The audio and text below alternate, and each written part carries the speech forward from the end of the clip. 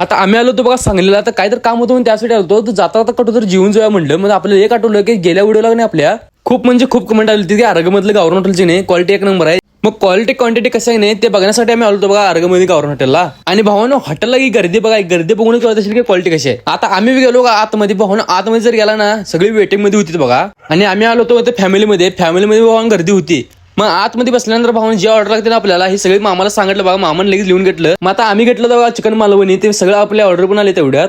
मग ताट वगैरे सगळे आणून लावली बघा, तेवढ्यात आपली मटन थाळी पण आली. मग आपल्याला कसं पाहिजे ना तसं वाढून घ्यायचं आपण जरा जरा जरा. आणि पांढरा रस्सा आणि तांबडा रस्सा भाऊन सारखं मागत बसायला आणला, असं बघत ठेवतात पुढे आणून आपल्या. आणि बहिणीने आणि दाजीने क्वालिटी मी सांगितलं बघा एक नंबर आहे भाऊ. तर चला आता जेवणाची क्वालिटी ना आपण पण चेक करून बघूया लगेच कशी आहे.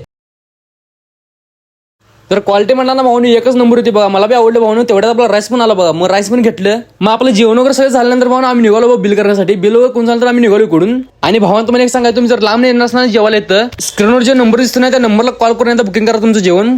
मग जाता जाता आपल्या पेजला फॉलो पण करा, युट्यूबवर बद्दल चॅनल सबस्क्राईब करा. तर चला भेटू नेक्स्ट टाइम लवकरच.